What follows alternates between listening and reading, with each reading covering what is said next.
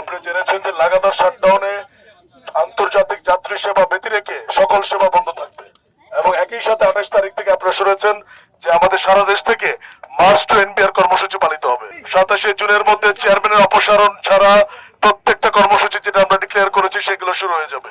অর্থ মন্ত্রণালয়ের 25শে মে প্রেস নোটে আপনাকে যেতে হবে। সেখানে তো আমরা তো এটা এগ্রি করে একটা নেগোসিয়েশন প্রসেসে ছিলাম, আপনাকে ওখান থেকে শুরু করতে হবে।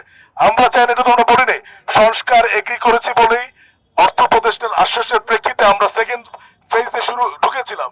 সেখানে আমাদের উপর দমন নিপীড়ন চালিয়ে আলোচনার নামে সময় ক্ষেপণ প্রহসন করে মিসগাইড করে জাতির কাছে এবং আমাদের অর্থ উপদেষ্টা মহোদয় এবং আমি বিশ্বাস করি হয়তো উনি প্রধান উপদেষ্টা দপ্তরকেও ভিন্ন মেসেজ দিয়ে সময় ক্ষেপণ করে সর্বস্তরে কর্মকর্তা কর্মচারীর যেই আমাদের যে সর্বস্তরের দাবি এটাকে প্রত্যাখ্যান করে উনার কিছু লোক নিয়ে একটা সাজানো নাটকটি মঞ্চস্থ করছে।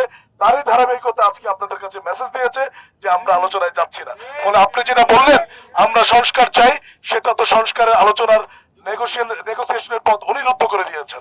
প্রশ্ন নাই, সংস্কার প্রক্রিয়া চলমান। এনবিআর এর চেয়ারম্যানের এই মুহূর্তে অপসারণ ছাড়া কোন ধরনের আলোচনার পথ খোলা আছে বলে আমরা মনে করছি না। আর আরেকটা জিনিস জানিয়ে দিতে চাই, যদি মাননীয় অর্থ উপদেষ্টার দপ্তর থেকে আলোচনার প্রস্তাব আমাদেরকে দেওয়া হয় সেক্ষেত্রে আমরা এনবিআর সংস্কার ঐক্য পরিষদ বসে সেটা আলোচনা করে সিদ্ধান্ত নেবে। তাই এই অচল অবস্থা নিরসনে মাননীয় প্রধান উপদেষ্টার সানুগ্রহ হস্তক্ষেপ কামনা করছি। আমরা আবারও বলতে চাই, আমরা আলোচনায় যেতে চাই। আলোচনার আহ্বান আসলে আমরা অবশ্যই বিবেচনা করব। আমাদের এখন পর্যন্ত কোনো প্রকার আলোচনা ডাকা হয়নি, আহ্বান করা হয়নি। দয়া করে আপনারা আমরা আলোচনা প্রত্যাখ্যান করছি এমন কোনো হেডিং দিবেন না।